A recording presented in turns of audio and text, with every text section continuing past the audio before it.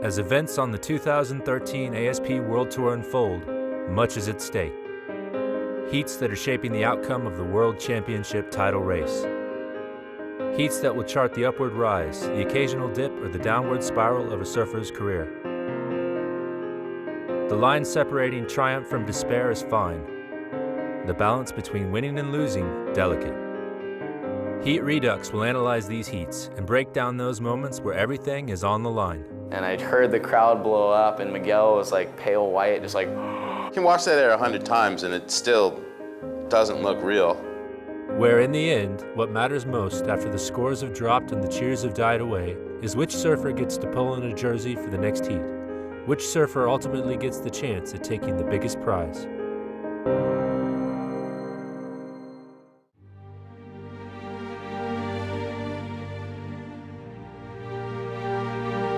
That's probably one of the best waves that the tour has ever seen surfed.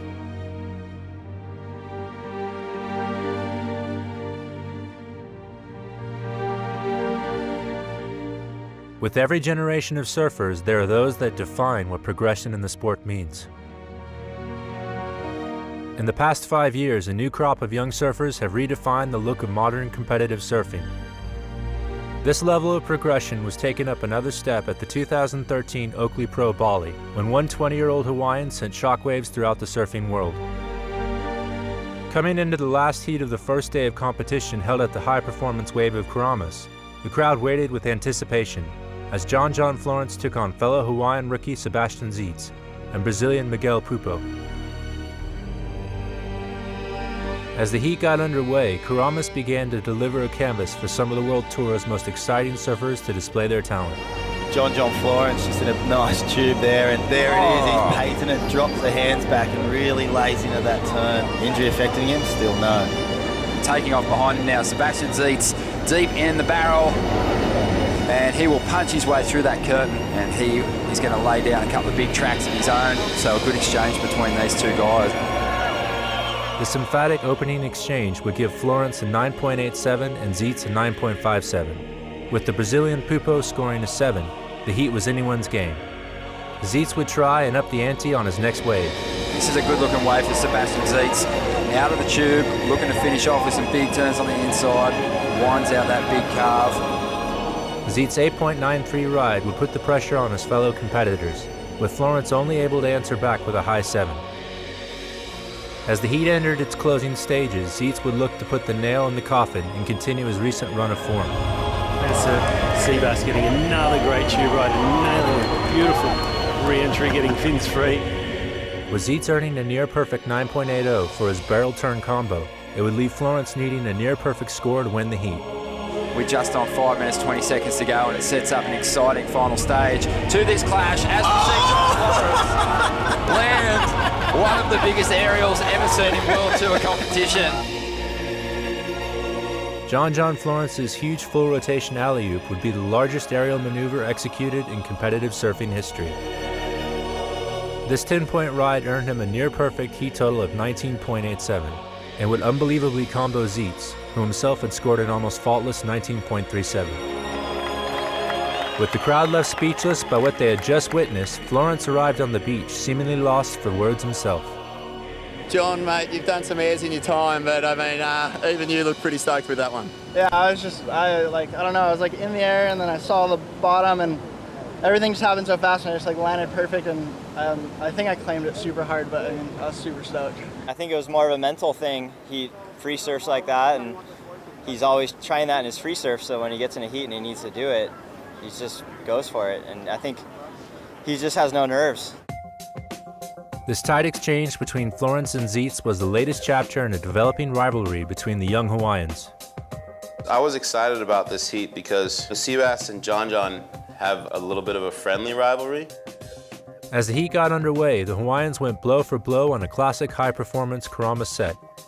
You know, I'm a rookie on tour, so I don't take priority, even though I got seniority on John. Yeah, just let him take the first wave, and it looked like more of a double-up, kind of a drainer. These are the waves that we had been talking about seeing at some point during the day, and John starts off with that big barrel, and Seabass comes out and just starts doing big sweep hacks. And you're like, oh, this is gonna be a zesty one. Yeah, for me, I remember going, oh, good start for both guys. They're gonna be definitely in the 9s, you know? We were just trading off, you know, having fun. I was having chats to him out in the water, like, oh, what'd you do on that one? He's like, oh, I got barreled, did a pretty good carve. And I was like, oh, I got barreled, did a roundhouse. And he's like, oh, I saw you come out. I didn't know how long the barrel was, and I was like, oh, it was a good one. Just kind of messing with, you know, just good camaraderie. You know, he's a super cool kid, and yeah, I'm a big fan. I felt bad for Miguel Pupo because he kind of became a spectator. He even said later to somebody, he's like, I was just amping, like watching, like it was hard for me to get in the zone. Like history will have to remember that he was in that heat because it was a sideshow for him. My first wave was like, I was just trying like to go as hard as I could, you know, to get a big scar like them. I didn't choose the right board for it, so it was probably I was hitting late. Well, I feel bad for Pupo. He just got on the wrong side of a heat draw for this one. Zietz' next wave put him out in front with an 8.93. However, with Florence lurking ominously in the lineup, Zietz knew he'd have to go one better if he was going to take the win. John had that one big score, and I had a pretty good backup. Yeah, and then a wave came in, and I had priority. I was paddling for it, and John I think he kind of sold me on it because he looked at it, but obviously it wasn't a sell job because it ended up being a 9.8. When I took off, I actually was like, frick, because I'd seen that it was kind of stretching off and it had a big foam ball on it. But I was like, whatever, just try to make it, just pump, and got really tight and ended up driving through the foam ball, and then, yeah, just slammed it. And this was a really deep barrel. I mean, he's really deep in there. He had to navigate a couple chandeliers, and this is where he comes out and he just releases the fins, and that was the nail in the coffin right there. That wave, for me, all the points were right there in the front end of that barrel. Was amazing. Yeah, he backdoored that thing like he was at backdoor. With time ticking down and needing a near-perfect 9.50, Florence would have to pull off something special in order to take the heat from Zietz. This is John's 10.0 that will change surfing history for a long time. I like the landing the best. Like, he covered, 10 feet of ground and he got 6 feet in the air. With his skate background, he knows how to land in transition. He knows how to look at where he's going, and he put it right in the sweet spot. It's really hard to do in surfing. You look like Shaun White in a half pipe. It was the same sort of drifting, controlled, casual flair in the air that I don't think a lot of people are used to seeing in surfing. I was looking at Miguel Pupo, and I heard the crowd blow up, and Miguel was like pale white, just like in disbelief. I just saw John went like so high, and then Seabass was just belling at me, and he looked at it, what happened? I was like, dude, that's a 10. I asked him like 50 times what John did, and he couldn't give me an answer. It's like, it was huge. I was like, no, but what did he do? He was 10 feet in the air. I was like, no, but what kind of air did he do? And he's like, oh, he did an alley-oop. It was a huge one. I was just like, oh, okay. You can watch that air 100 times and it still doesn't look real. And I love that at the end, even he was forced to give an uncharacteristic John super claim. The perfect 10 allowed Florence to snatch victory from the jaws of defeat. But the significance of landing a maneuver this big in a competitive environment would have implications for the entire sport of surfing. It was the greatest move in the history of competitive surfing. If that's the level of where things are at, imagine what it's going to be like in a few more years. What John did definitely changed aerial surfing in a World Tour event, for sure. It recalibrates, what you have to do to win now in a heat at any sort of wave that offers true high-performance sections. The first day I was like, we're going to see the best turn of the year at this event at Karamas, and I didn't think it was going to happen last heat, first day, and John just is one of the best aerials I think I've ever witnessed live. The effect that's having on the other surfers is huge. John's big alley-oop is definitely going to have a positive influence. Everyone's going to want to be pushing themselves and trying bigger airs. I was just lost for words. It was just like, whoa, did that really just happen?